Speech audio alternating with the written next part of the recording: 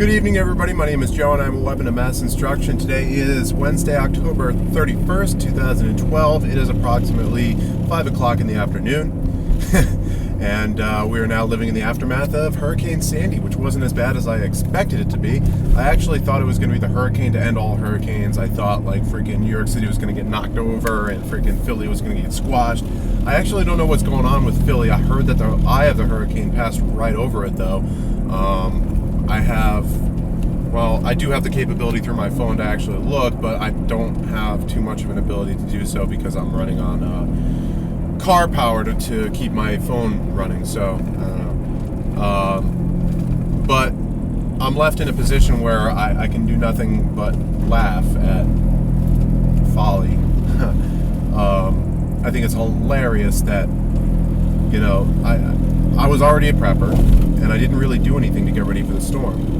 Literally nothing. What are you doing? The yellow line is there for a reason, asshole.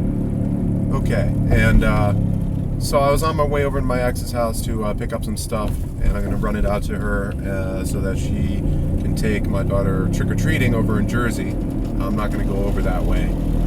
I already told her, I was like, all right, you want to go to Jersey? That's fine. Unless the shit hits the fan, I'm not going there. She was like, all right.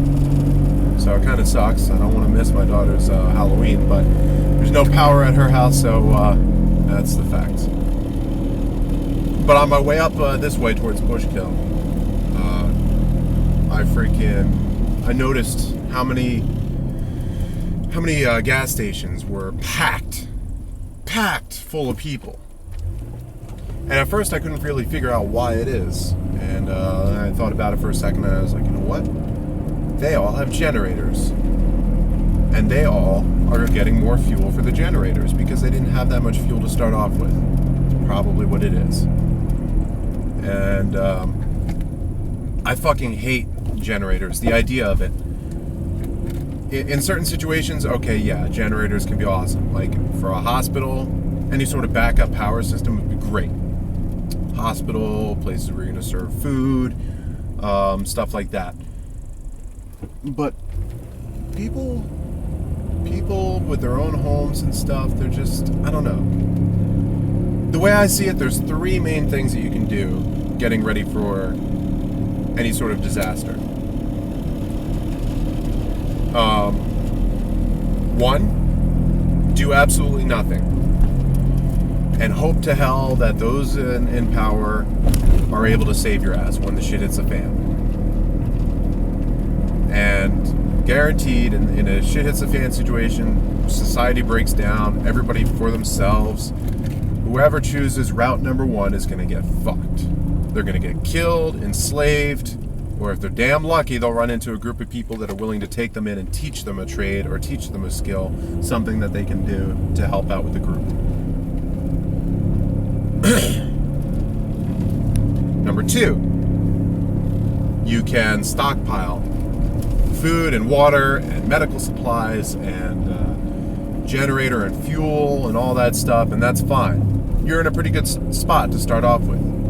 If everything goes to shit all at once, I'm going to take off my shades because I don't really need them. But something to think about there is sooner or later, whatever food, water, medical supplies, other gear, generator fuel, all that stuff is going to run out.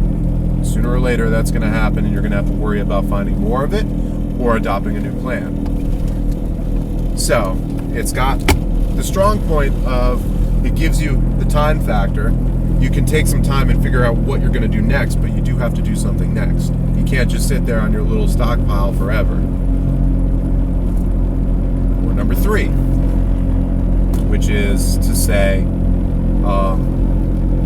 learn to travel light and learn to live off the land. Hunting, fishing, trapping, foraging, you know, basically a nomadic lifestyle where you've got plenty of gear on you in a backpack or what have you so that you can survive pretty much anywhere you go. And if you don't have the materials, you have the capability of creating said materials anywhere you go. Like having a sewing kit, needles would be good, but you can actually make needles out of bone. You know, having a hatchet would be great, but you can make a hatchet out of rock, out of stone. You know, there's all sorts of things that you can do to survive, things that'll help you to survive easier, and learning all sorts of field craft. That's what they call it. Field craft is like, you know, all the stuff that goes into survival. I was going to do an episode on E&E, escape and evasion, or what some people call SEER, but that's a little bit more in depth. And in all honesty, escape and evasion is pretty much common sense, and it pretty much encompasses what I covered earlier. And again, common sense. Use your head, and that's pretty much all you got. You know, but I kept on trying to come up with a good lesson plan, so to speak, of what I was going to talk about, and like, I don't know, I just kept drawing a blank on how I was going to go about it, and what details I was going to give, and like, it just kept on leaving me. So I'm going to skip it for now. I'll probably come back to it later, but like, this is something that just like it struck me just today, watching the aftermath of this hurricane. You know, and right now I don't see anybody on the streets except for civilians, road crews, and local cops, which is pretty much exactly what I hoped to see.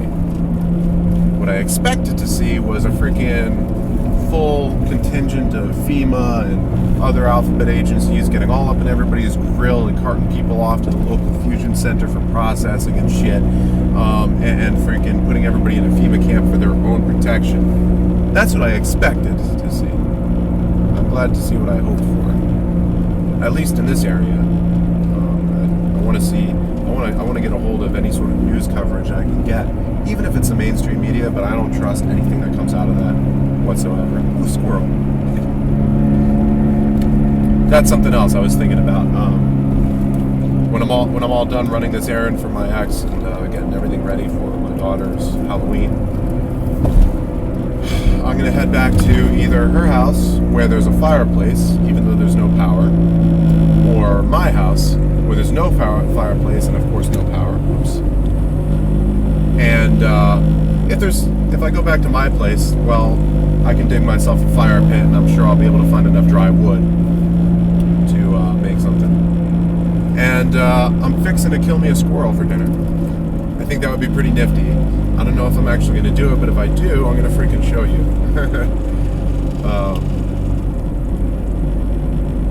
That's what I was thinking. I can kill me a squirrel, a little 22. Teach myself how to skin it, how to scavenge the meat, and all that stuff. We'll see how that works out. But I mean, this is a perfect opportunity for anybody out there who's in a situation where, like, you know, it's not, you know, you're not like running for your life or something like that. You're just chilling, waiting for everything to get back to normal. Why not bag yourself a squirrel or a, you know, woodchuck or a freaking deer and teach yourself how to skin it, how to clean it, and how to preserve the meat, you know? That's what I think I'm going to do tonight. And you know what I'm going to do to learn how to do it? I'm going to freaking take a look at YouTube videos. Because I guarantee somebody's got a video up that says how to skin a squirrel or something like that, you know? That's what I'm going to do. You know, because I would rather be that third group of people in a survival situation, you know, able to live off the land for as long as I need to, and then come back to society when I'm ready to trade what I got or freaking get a hold of new supplies or whatever, as opposed to hole up in a spot and expect to be there forever and a day and then run out of my shit if I can't get more. And worst thing, I do not want to be group number one. Oh, big brother, we need your help. Save us from ourselves. Oh, and I should mention that there's probably going to be a group number 4 there, along with everything else.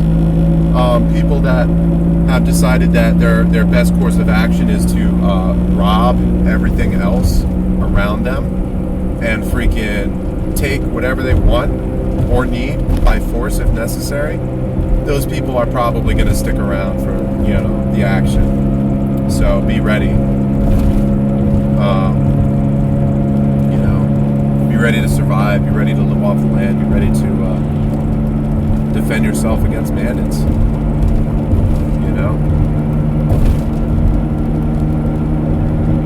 I just hope that in the aftermath of this hurricane, which honestly, like, I don't see it that much here. We really did not get hit that hard.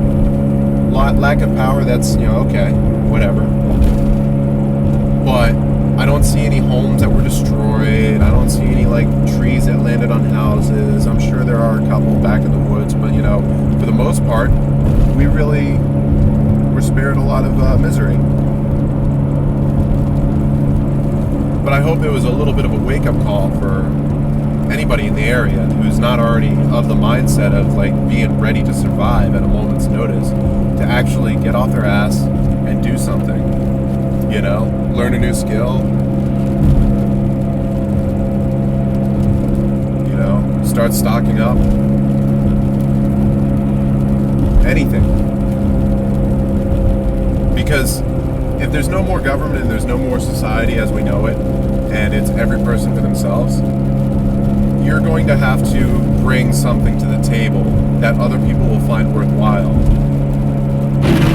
in exchange for any goods that you might not be able to procure for yourself. You know? So if I try out hunting and it turns out I'm absolutely shitty at it, I can fall back on the fact that I know guns and shit like that. So, like,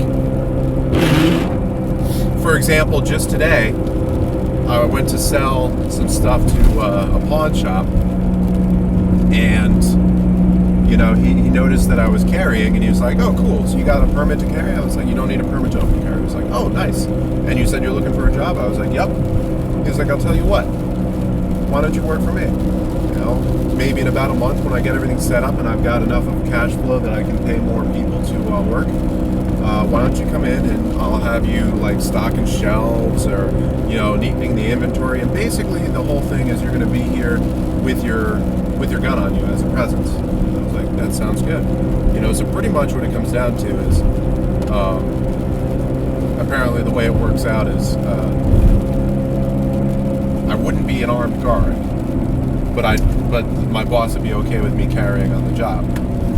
Unless it's like, apparently unless the gun is needed for that business, it's proprietor's choice whether to let customers or employees carry on the job. And it wouldn't be for the purpose of preserving the business per se, but, like, if somebody busted in with a gun, I could defend myself and those around me.